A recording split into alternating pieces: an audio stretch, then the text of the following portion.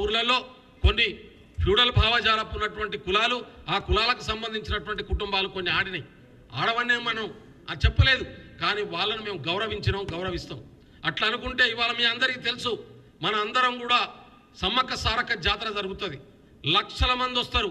అది కూడా తెలంగాణ ఆదివాసుల సింబలు, ఈ రాష్ట్ర ప్రజల సింబలే కదా, అది ఎందుకు పెట్టకూడదు? మరి బోనాల పండుగ ఇవాళ మొత్తం కింది కులాల బహుజన కులాలన్నీ కూడా బోనాల పండుగ, మా తల్లులు మా అక్కలు బోనం ఇంట్లో వండుకొని నెత్తి మీద పెట్టుకొని ఇవాళ బోనాల పండుగ నెల రోజులు జరుపుకుంటా ఉన్నాం మనం. హైదరాబాద్ నగరం, అన్ని నగరాలు. కానీ మరి ఆ లెక్కన పోతే ఇవాళ తెలంగాణ తల్లిలో బోనాల పండుగల సింబల్ని పెట్టుకోవాల్సి వస్తుంది. ఇవాళ దసరా పండుగను జరుపుకుంటాం, దసరా పండుగను సింబల్గా పెట్టుకోవాల్సి వస్తుంది. ఇట్లా ప్రతి పండుగను ఇవాళ తెలంగాణ తల్లి మీద పెట్టాలనేటటువంటి కనీస అవగాహన లేనటువంటి వాళ్ళు మాట్లాడుతున్నటువంటి పద్ధతి చూస్తూ ఉంటే నాకైతే ఆశ్చర్యం అనిపిస్తున్నటువంటి పరిస్థితి ఉంది.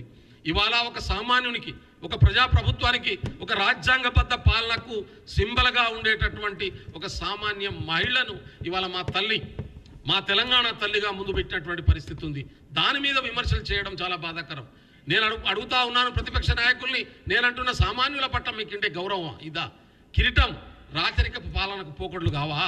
నేనంటా ఉన్నాను, ఇవాళ బంగారు గొలుసులేసుకొని తిరగాలనేటటువంటి వాళ్ళనే గౌరవించాలనేటటువంటి విధానం ఏంది? ఏ మానసిక స్థితి ఇది? ఇది ఫ్యూడల్ భావజాలపు ఆలోచన దృక్పథం కాదా?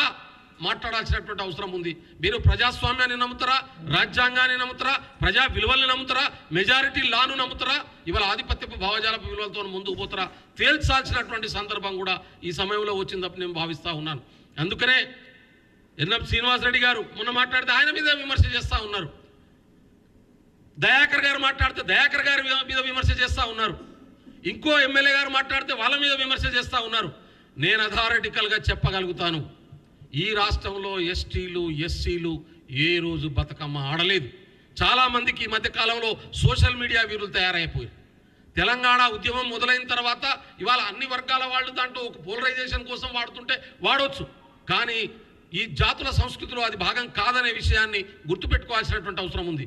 కేసీఆర్ చెప్పిన చరిత్ర, బీఆర్ఎస్ చెప్పిన చరిత్రనే అసలు చరిత్రగా ఆధిపత్యపు భావజాల సంస్కృతిని తీసుకొచ్చి ఇలా బలహీన వర్గాల మీద రుద్దే కుట్రలు జరుగుతున్నదనే విషయాన్ని అర్థం చేసుకోవాల్సినటువంటి అవసరం ఉందని చెప్తా ఉన్నాను. దాని నేపథ్యం ఏంది, ఎక్కడి నుంచి పుట్టింది, ఏ ప్రయోజనాల కుట్రం పుట్టింది, ఇవాళ ఏ దొరల గళ్ల ముందు ఆడిపించినటువంటి చరిత్ర ఉంది, ఏ వర్గాల్ని దాన్ని బానిసలుగా మార్చినటువంటి చరిత్ర ఉందో ఇవాళ వెనక్కిపోయి తెలంగాణ ఉద్యమం మొదలుగాక ముందు ఉన్నటువంటి వాస్తవ సాంస్కృతిక జీవితాన్ని కూడా చూడాల్సినటువంటి అవసరం ఉందని చెప్పి మాత్రం నేను కోరుతా ఉన్నాను.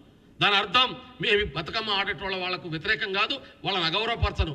నేను బతుకమ్మను గౌరవిస్తా, గుర్తిస్తా. కానీ ఈ అన్ని సింబల్స్, బొడ్డెమ్మ ఆడేటోళ్ళు ఉన్నారు, అదేవిధంగా బోనాలు ఆడేటోళ్ళు ఉన్నారు, ఈ అన్ని సింబల్స్ని తెలంగాణ తల్లిలో రిఫ్లెక్ట్ అయ్యేటట్టు పెట్టాలనేటటువంటి ఆలోచన ఏదైతే ఉందో ఇది ప్రాక్టికల్గా ఎట్లా సాధ్యమవుతుందో ఆలోచించమని చెప్పి మాత్రమే కోరుతా ఉన్నాను నేను.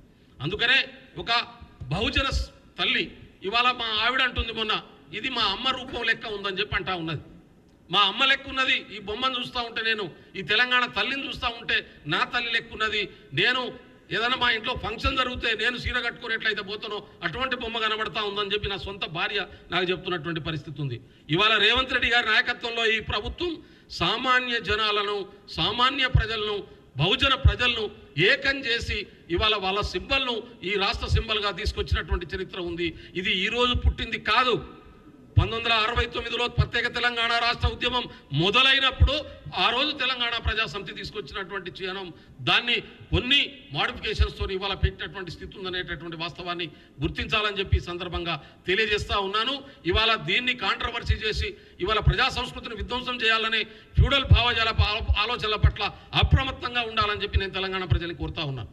ఈ చిహ్నాన్ని తీసుకొచ్చినటువంటి రాష్ట్ర ముఖ్యమంత్రి గారికి దాంతో పాటు ఇవాళ తెలంగాణ ఐడెంటిటీ, తెలంగాణ రాష్ట్ర సాధన కోసం సర్వస్వాన్ని త్యాగం చేసినటువంటి 9 మంది తెలంగాణ ఉద్యమ వీరులకు గుర్తింపు, గౌరవాన్ని ఇచ్చి ఇవాళ తెలంగాణ అసలైన పునాది వైపుగా ఈ రాష్ట్ర ప్రయాణాన్ని మొదలుపెట్టినటువంటి రేవంత్ రెడ్డి గారికి నేను ప్రత్యేకమైనటువంటి ధన్యవాదాలు తెలియజేస్తా ఉన్నాను.